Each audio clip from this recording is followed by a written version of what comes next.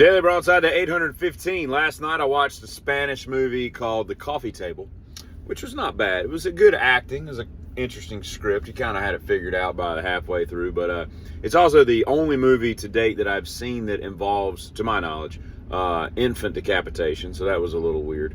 But I like the premise of it all. And when I say that to say this, I enjoy movies that could easily be plays, and this could have easily been a play. You know, I like things that could fit on a stage. Inglorious Bastards, Hateful Eight. I always thought that would make a really cool play. You know, because it's basically just shot. You know, there's a couple things outside, but for the most part, you know, you get a big enough stage, you could do that whole thing. I tell you, my favorite movie, if you want a really good movie to watch, and just don't look up what it's about because you don't want to know how it ends and all that. There's a lot of cool twists, like a lot. Imagine like Sixth Sense with like 4 twists. You know, it's pretty cool. But it's called Death Trap with Michael Caine and Diane Cannon, I think, and Christopher Reeves.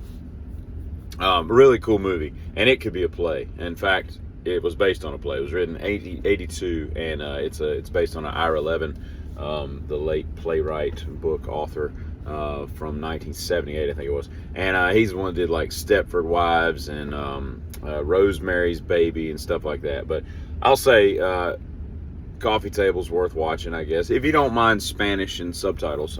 Some people that drives them insane, but others it doesn't. You know, and that's okay. That's okay too. You know what I mean? I don't understand what's weird about or what's wrong or right with people that, like, you ever meet like a friend, an old friend of your parents that they haven't seen, or they haven't seen you in forever, and one of the first things out of their mouth is, "Oh, I used to change your diapers," or something like that, and you're like, I'm almost 50 years old. Like, why is that a thing? Like, that was a half a century ago that you might have done once. Why are you fascinated with that now? Why is it you want to change my diaper now? I'm not wearing one, but we'll put one on if that's what floats your boat, you know? Actually, I'm not putting a diaper on. That's not happening. I think that's when I go the way of Gene Hackman, if you know what I'm saying. If I gotta start wearing diapers, I just couldn't imagine buying them. I think I got too much pride to buy adult diapers. And I had no intentions of talking about adult diapers this morning, but that's where we're at. So that's where we're going, you know. Anyway. But yeah, it's just strange to me that that's what comes out of your mouth. Not, oh, yeah, you look so different than when the last time I saw you were, 2 or whatever.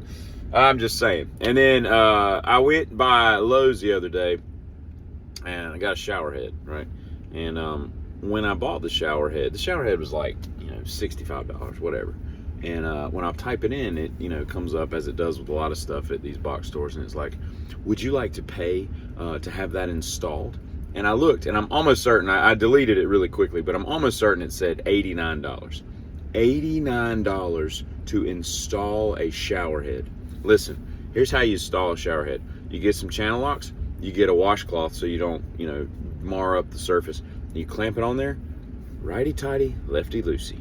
Okay, if it calls for some Teff tape, you put some Teff tape on there. But it's like the simplest thing in the world, and I would be embarrassed to charge somebody $89. You'd have to like just shut the door and hang out in the bathroom for like 20 minutes just so they felt like you were doing something, productive, instead of going.